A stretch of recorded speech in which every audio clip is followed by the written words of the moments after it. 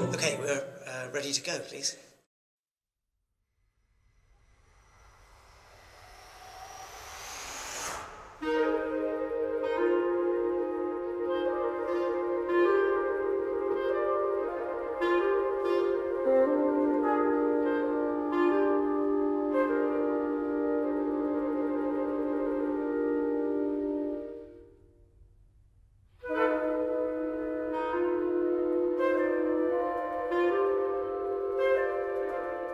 I'm Christopher Hussey. I'm a composer, arranger and orchestrator. My role here today is producing an album of woodwind music by British composers for a rather novel ensemble. It's the Woodwind Orchestra.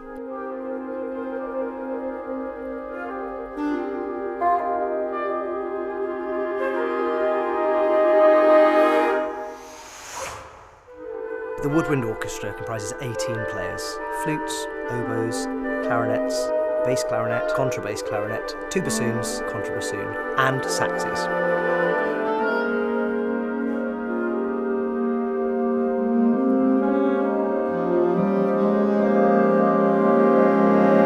It's a very novel and quite rare instrumental combination. I first encountered it working in 2008 with Shea and an amateur London woodwind orchestra, the Bloomsbury Woodwind Ensemble.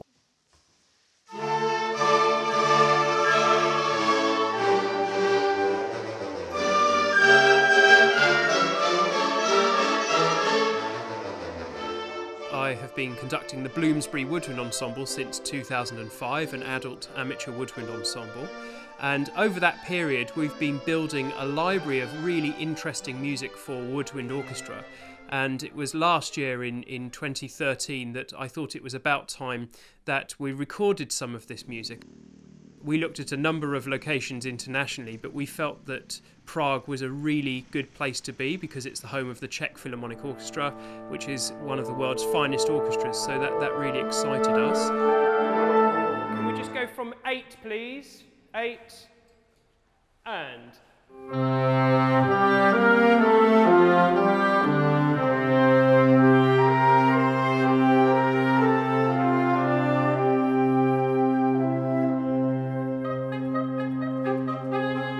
I wanted in the recording to have a big selection of pieces. I thought that it was important to have variety. So we started with Philip Sparke's Overture for Woodwinds, a really bright and bubbly piece, certainly very memorable and very tuneful.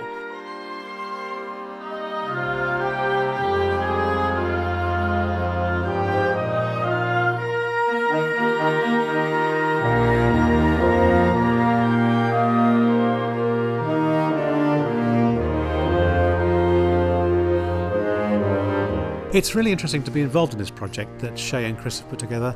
As far as I know, it's the first recording of woodwind choir music, and I think they've been very clever in choosing a programme which varies from fairly straightforward simple pieces like mine to some fairly avant-garde music, and it seems to show the effect of the ensemble very well.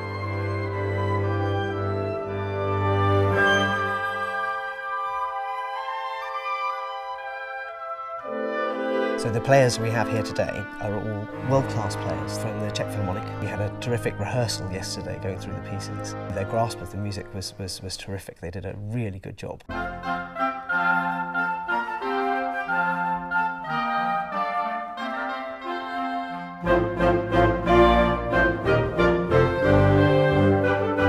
Then go through to a suite called Battle Symphony by Adam Gorb, which is a really fantastic suite in 10 sections, and it has some really beautiful nuance. Anybody in the wind world will know certainly Adam Gorb and also Philip Sparke. They're really important figures.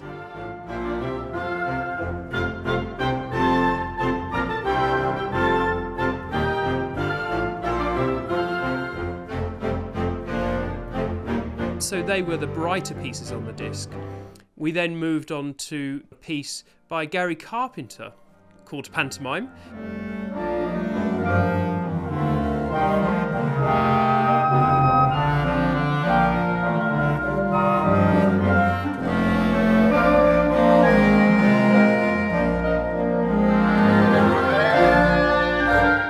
I'm Gary Carpenter, and I am the composer of Pantomime, which is a sequence of 5 pieces, originally written actually for the Hafner ensemble, using Mozart's 13 Winds, which contains basset horns, French horns and a string bass.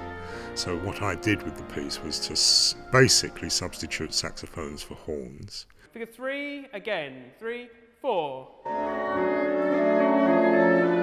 The origins of Pantomime lie in a companion piece for Mozart's Grand Partita for 13 wind instruments.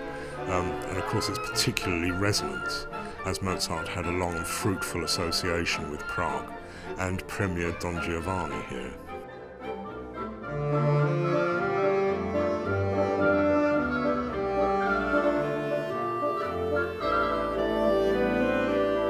I was asked to adapt this piece by Chris Hussey, who had come across a recording I'd put up online of the actual original pantomime.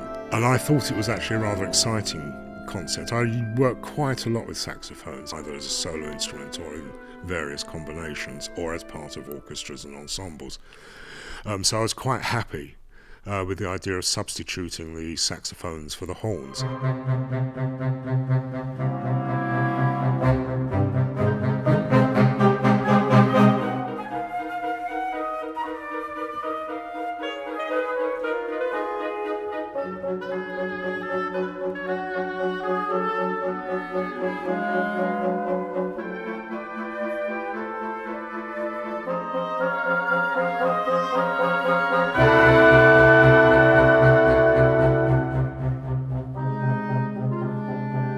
So we're here in the Smechny studios in Prague, which is the home to a great number of film scores.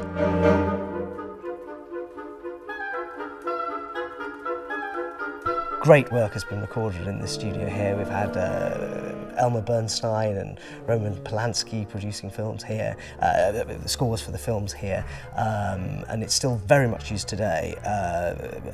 When we visited a few months ago, Rachel Portman was coming in the following week to record a TV series here. It's a very busy studio.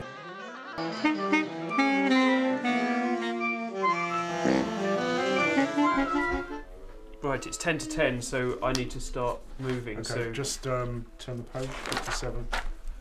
Make sure that the riff comes. We reckon that actually that's the place to start the riff. You want it at the beginning of that bar?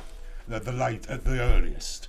Don't start it in this bar. So there's a lot of work that you don't see, and hopefully a conductor and a composer and a producer should be all like-minded about tempos and the artistic direction of the pieces. Then the figure 13. yeah, this is where we think that you need to... As a composer, you want to let the conductor take it on. You have to give trust to the conductor that they're going to do the right job. You want them to be convinced by the piece, so you're very aware that you don't want to impose too much and be too pernickety about the details, which sometimes are very important to you as a composer, but let the conductor have control over the shape.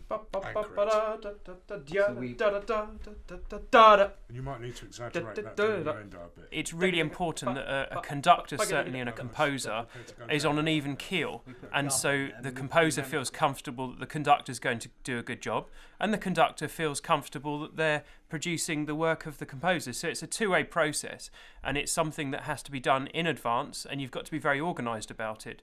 Fine, done. That's it. So I'll just take that with me. Are you going to speak to the bassoon at the contra? You do the contra, I'll do clarinet 3, and then the other bits will feed in as we need to in the rehearsal.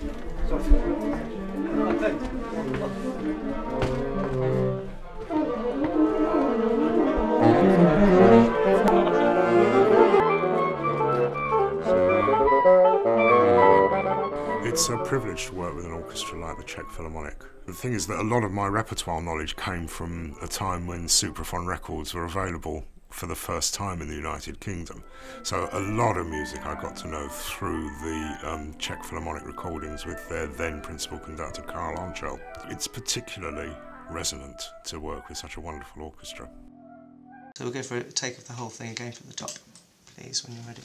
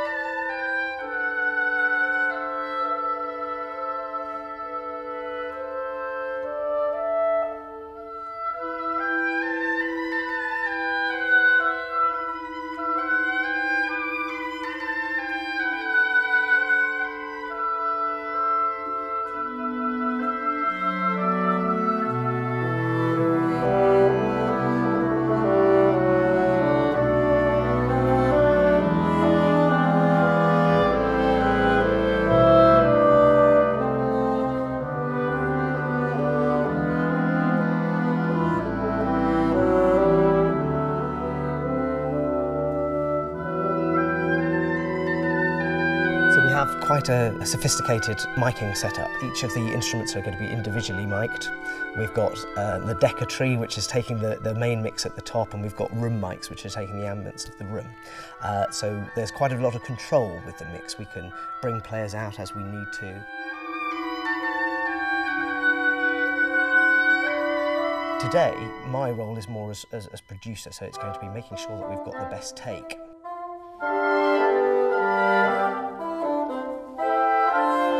I'll have the score, Jonas will be sitting next to me, and I'll be talking to Shea and looking at bar numbers and telling him what we need to get down.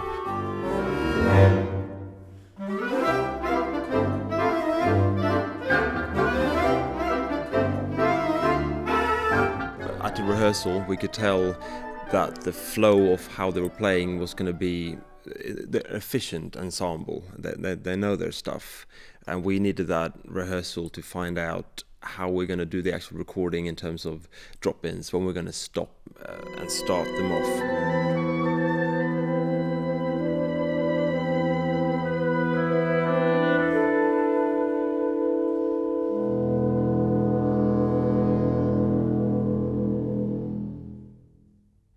Lovely, thank you very much. For the record, take one of. Are we going on, Chris?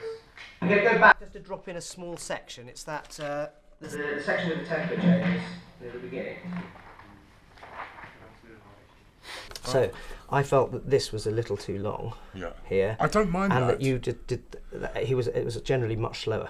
Yeah, I don't mind that being more okay. milk. Okay, Sorry, fine. it's the fact that there's no accelerando through that section here.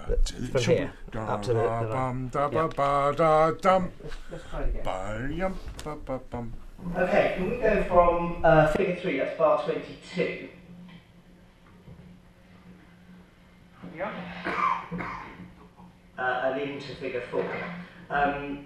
For the tempi, really, particularly for the accelerando from bar 28 up through 29. What, you want more? More at cello, yeah. Can you hear me, Shea? Yes. It's the acceleration is not into the alla breve. You can go faster than the alla breve, stop, and then pull back slightly. So if you can imagine those two bars before it's yum ba yum ba ba bum. Does that make sense? Yeah. Brilliant. So dropping in for figure 3, bar 22. Yep. Figure 3.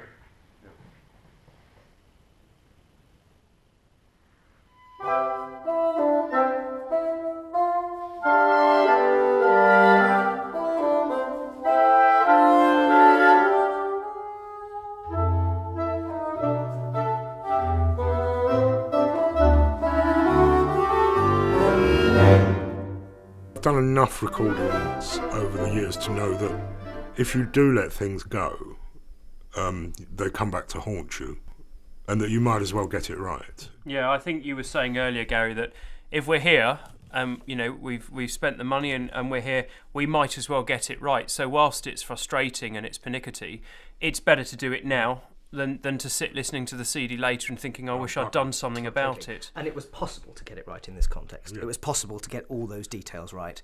Really, there are always going to be some things when we're editing and looking at it. There are always going to be some things that I wish we got this tape, but we've got enough coverage of the lot to get what I think is such good representation of the pieces.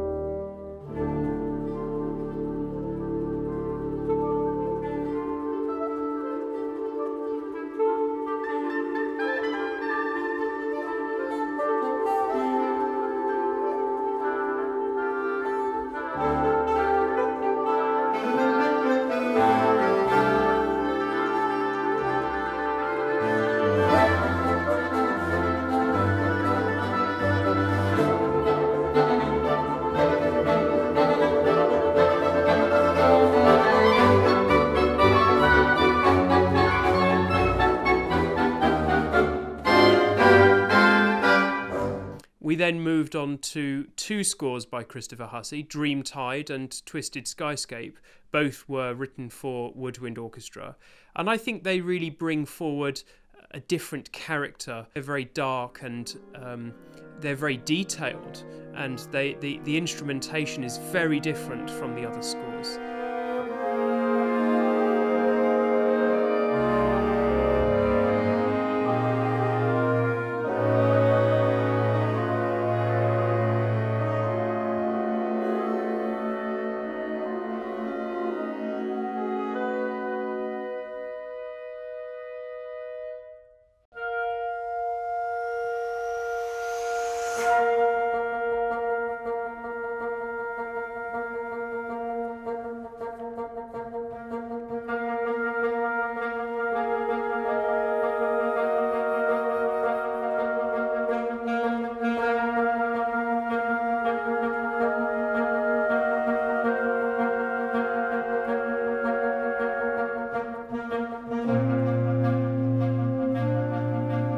Dreamtide began as a choral piece, an a cappella choral piece for amateur singers. It was written for the Deloitte Choir. They were winners of Office Choir of the Year in 2010, and their prize was a new commission. So it was originally for a cappella choir with words. In this format, it's of course for woodwind orchestra. So you take away the words and you take away the homogeneous sound of the choir and replace it with a woodwind palette, which has got much more variety in tone within it.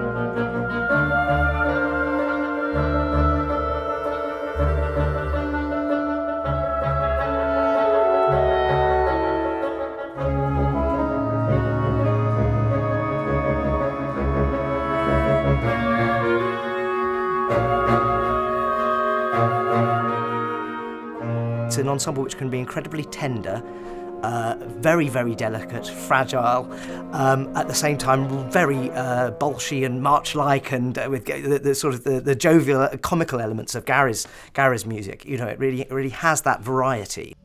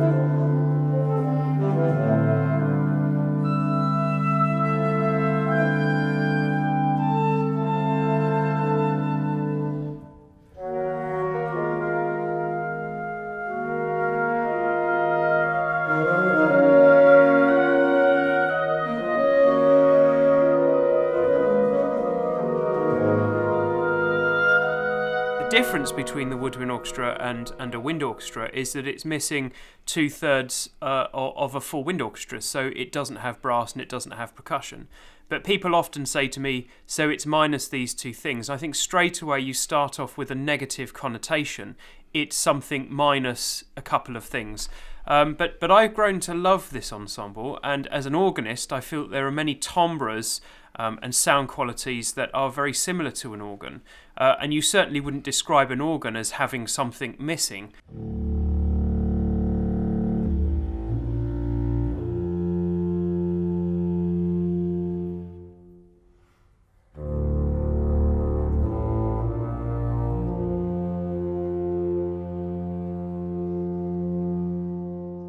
Twisted Skyscape begins with a very simple unison idea. It begins with the low instruments, the contrabassoon, the contrabass clarinet and the bass clarinet, very dark opening, and then that thematic material is developed into a more rhythmic motor section in the middle.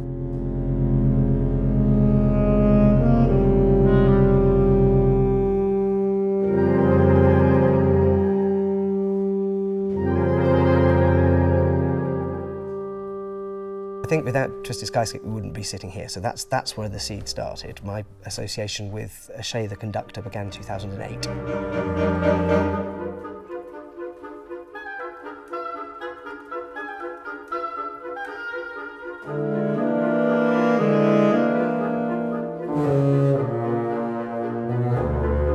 It was performed with a film, as a soundtrack to a film. That was made especially for the project as well, a silent film, about 17 minutes. And so the music was written at the same time the film was made, and we sort of cut the film actually to the music in the end.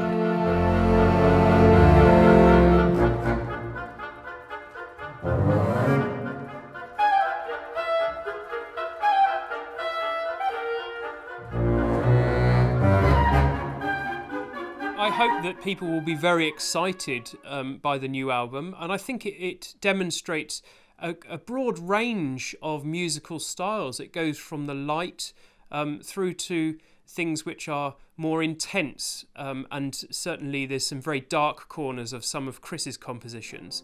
So I hope that it will be a broad spread musically to demonstrate the woodwind orchestra.